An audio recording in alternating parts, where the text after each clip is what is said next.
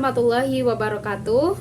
Perkenalkan, nama saya Rizpianti, mahasiswi Universitas Surya Kencana Cianjur, program studi Teknik Informatika, yang saat ini sedang melaksanakan MBKM Merdeka Belajar Kampus Merdeka, yaitu pertukaran mahasiswa dengan Fakultas Hukum Universitas Surya Kencana Cianjur. Di video kali ini saya akan mereview materi hukum pidana lanjut yang telah disampaikan oleh Ibu Profesor Dr. Hajah Yeni Nuraini SHMH beserta asistennya Bapak Dr. M. Rendi Adidayandi SHMH. Baik, kita langsung saja ke pembahasannya. Minggu ini adalah pertemuan terakhir review mata kuliah hukum pidana lanjut, di mana kita masih melanjutkan mengenai bab 5, yaitu tentang alasan hapusnya kewenangan menuntut dan menjalankan pidana. Di video sebelumnya sudah dibahas mengenai alasan hapusnya kewenangan menuntut, di mana ada beberapa alasan. Poin yang pertama yaitu tidak adanya pengaduan pada delik aduan. Yang kedua, ne bis in idem yang terkandung dalam pasal 76 KUHP.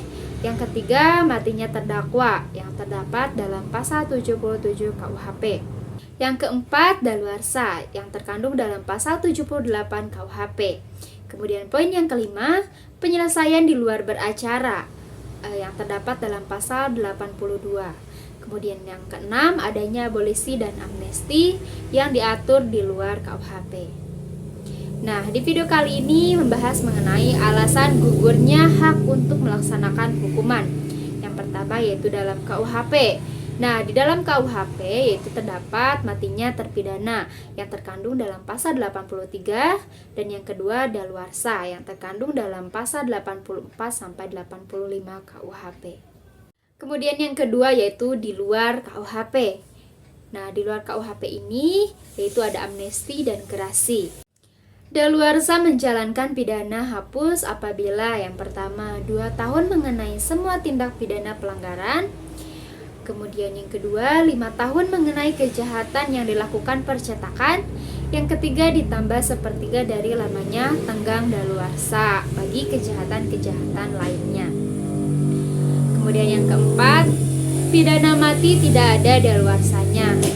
Nah, daluarsa menjalankan pidana dihitung sejak hari esok setelah putusan hakim atau vonis dijatuhkan.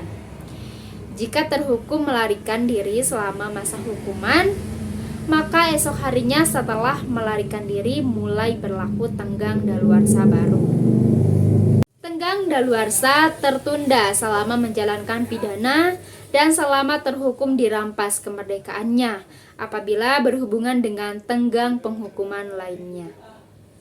Nah, selanjutnya yaitu ada grasi atau gracia, yaitu tindakan pengampunan dari raja atau presiden yang merupakan kemurahan hati sang presiden yang berkuasa sehingga terhukum dapat menerima atau menolak grasi.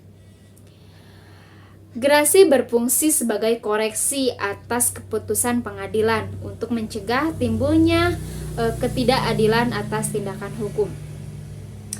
Grasi ini adalah menghapuskan hukuman yang telah dijatuhkan oleh hakim, baik untuk sebagian atau seluruhnya, atau merubah hukuman yang berlainan sifatnya. Grasi diatur dalam Undang-Undang Republik Indonesia Nomor 5 Tahun 2010 atas Undang-Undang Nomor 22 Tahun 2002 tentang grasi. Adapun tujuan grasi yaitu yang pertama sebagai koreksi atas keputusan pengadilan. Yang kedua dapat dilakukan oleh terhukum atau hakim karena jabatannya apabila dalam menjatuhkan putusan terdapat kesalahan atau kehilafan.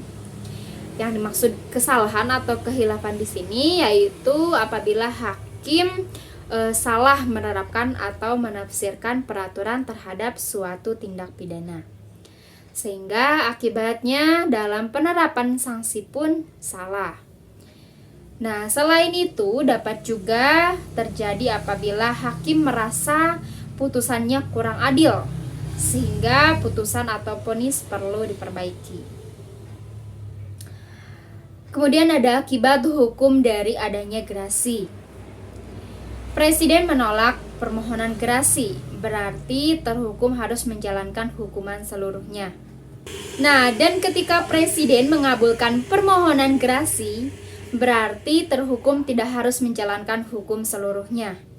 Dan jika presiden mengadakan perubahan hukuman atau komutasi, berarti mengadakan perubahan masa hukuman. Misalnya, hukuman mati dirubah menjadi hukuman seumur hidup, kemudian hukuman penjara menjadi hukuman kurungan. Mengurangi hukuman artinya hukuman yang dijatuhi oleh hakim dikurangi sehingga menjadi lebih ringan. Yang terpenting dalam gerasi adalah bukan menghilangkan keputusan hakim, melainkan keputusan hakim tetap ada, tetapi pelaksanaan putusan hakim dikurangi. Dengan kata lain, kesalahan terhukum tetap masih ada. Kemudian selanjutnya ada macam-macam gerasi. Yang pertama yaitu ada gerasi duduk. Gerasi duduk ini yaitu seseorang yang mengajukan permohonan gerasi berada di luar penjara atau tidak melaksanakan hukuman. Kemudian yang kedua, gerasi jalan. Gerasi jalan adalah seseorang yang mengajukan gerasi sambil tetap melaksanakan hukuman di penjara atau menjalani pidana. Kemudian yang ketiga ada gerasi jabatan. Gerasi jabatan diajukan oleh pejabat yang berwenang, misalnya hakim, karena merasa ada putusan yang dianggap merugikan terhukum. Kemudian perbedaan antara gerasi dengan amnesti dan abolisi. Yang pertama yaitu gerasi merupakan masalah yang menghapuskan atau meringankan hukuman. Sedangkan amnesti adalah masalah yang menghapuskan tuntutan dan hukuman. Dan abolisi itu sendiri adalah masalah yang menghapuskan tuntutan. Yang kedua, gerasi ditunjukkan kepada orang atau terhukum, sedangkan amnesti dan abolisi pada perbuatan tindak pidananya. Kemudian yang ketiga, gerasi diberikan setelah ada putusan hakim yang mempunyai kekuatan hukum tetap. Sedangkan amnesti dapat diberikan sebelum dan sesudah adanya vonis, tetapi abolisi sebelum adanya putusan hakim atau vonis. Kemudian yang keempat, dengan gerasi, kesalahannya pelaku atau terhukum tetap ada. Sedangkan abolisi dan amnesti dianggap tidak ada kesalahan. Jadi, semua kesalahannya itu dihapuskan. Kemudian yang kelima, gerasi ditunjukkan untuk mencari keadilan. Sedangkan amnesti dan abolisi untuk tujuan politik.